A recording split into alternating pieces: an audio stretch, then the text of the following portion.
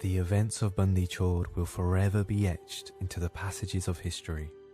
The story is the cause for many to celebrate around the world to this day.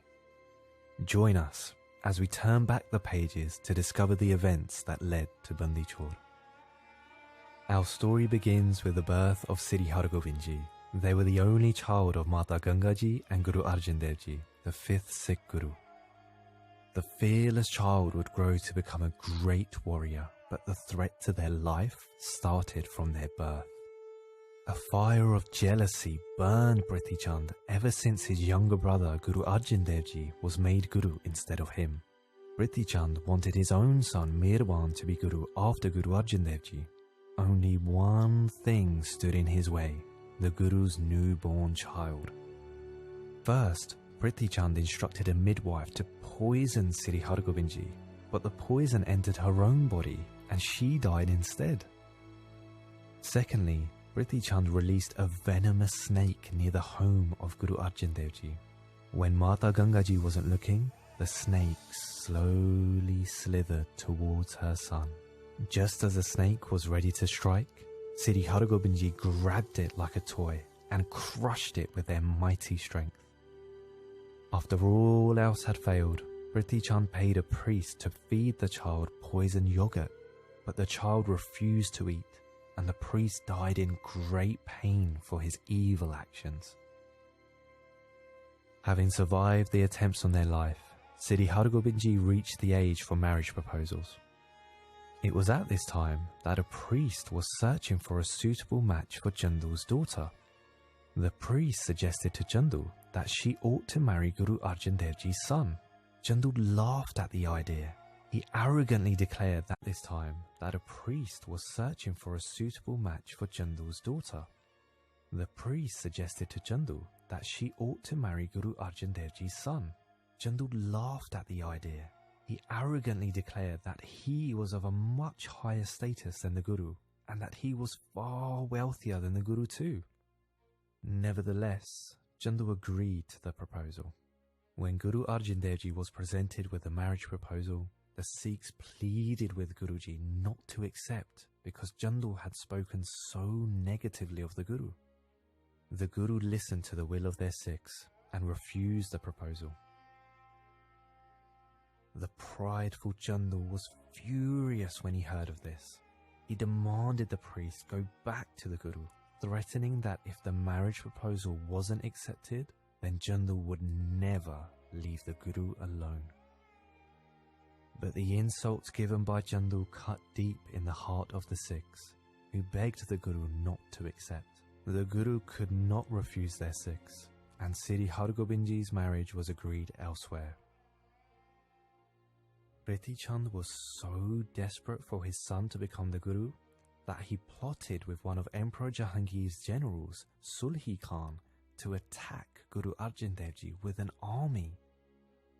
But on their journey, Sulhi Khan lost control of his horse, fell into a brick kiln and died. Meanwhile, Chandu was plotting his own revenge on Guru Arjan Dev Ji. His opportunity finally came after Emperor Jahangir's son, Khusro, came to Guru Arjan Dev Ji for help. Before his death, Emperor Akbar preferred his grandson Khusro to become ruler, but Khusro's father Jahangir intervened and banished his own son to become emperor himself. The news of Khusro asking Guruji for help reached Chandu, who took his chance. He encouraged the emperor to summon Guru Arjan Dev Ji to answer for why they helped Khusro. Emperor Jahangir was tentative at first, but allowed Chandu to send a letter demanding Guruji's presence at the emperor's palace in Lahore. In complete acceptance of the will of the One, Guru Arjan Dev Ji knew the time had come for them to leave their physical body. Before setting off for Lahore, Guruji asked Baba Buddha Ji to make the necessary preparations. A ceremony took place in which Guru Arjan Dev Ji anointed the next Guru, Guru Hargobind Sahib Ji.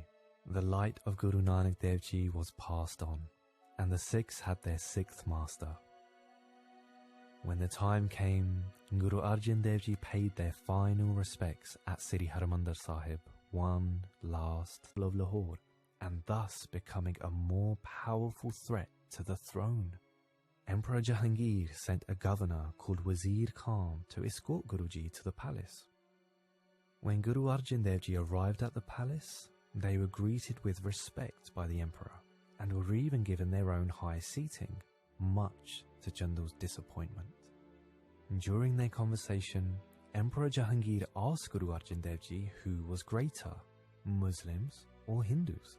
It was at this moment that Guru Arjan Dev Ji revealed a divine shabad. Koi bole Ram Ram, koi Khudaye, koi seve Gosaiya, koi Allah hai.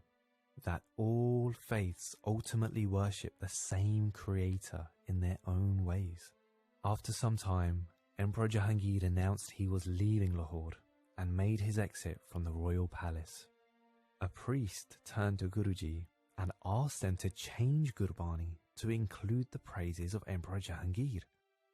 But Guruji refused to change a single letter, as Gurbani is divine revelation from the One and is therefore perfect.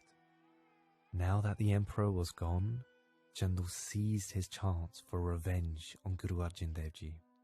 He ordered the guards to imprison Guruji in Chandu's home and separated the 5 Sikhs from the Guru.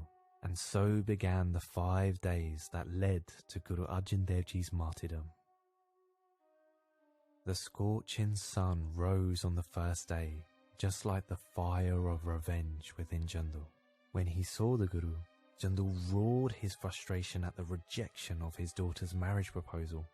He offered Guru Arjan Dev Ji an ultimatum: to accept the marriage proposal or accept death. But this didn't sway the Guru in the slightest. Guruji reminded Chandu that Chandu himself had declared that he was of too high a status for his daughter to marry Sri Hargobind Ji. This infuriated Chandu, who ordered his guards not to give food or water to the Guru and not to let them sleep either. Chandu demanded a payment of 100,000 coins if Guru Arjan Dev Ji wanted to eat, another 100,000 for every drink, and 100,000 more if they wanted to sleep. When he awoke the next morning, Chandu was convinced that no food would Guru Arjan Dev Ji. Blinded by such hate, he resorted to one last attempt to break the Guru. He declared that the Guru would accept the marriage proposal or accept death by suffocation in a cow's hide, a dishonorable fate for the holy. Without fear, Guru Arjan Dev Ji explained that they would wash in the river Ravi before making them all over. Guru Nanak Jayanthi நாடு முழுவதும் சீக்கியர்களால் கொண்டாடப்படுவது சீக்கிய மதத்தின் நிறுவனர் மற்றும் 10 சீக்கிய குருக்களுள் முதல் குரு குருநானக். இறையருள் பெற்ற குரு மூலம் இறைவன் ஒருவன் இருக்கிறான் என்பதை அறிந்து அவனை அடைய முயல்வது மனித வாழ்வின் குறிக்கோள் என்று சீக்கிய சமயம் கூறுகிறது. இந்த சீக்கிய சமயத்தை தோற்றுவித்தவர்தான் குருநானக். கடவுளை ஒளி வடிவில் கண்டவர்தான் குருநானக். கடவுள் இருப்பதை உணர்த்திய இவர் உருவ வழிபாடுகளை தவிர்த்து வந்தார். சீக்கியத்தை Welcome to my online history classes. He refused to accept the Mughal authority. This is now very interesting thing. One, he did not wanted a state for himself. But on the other hand, he also refused to accept the authority of the Mughals.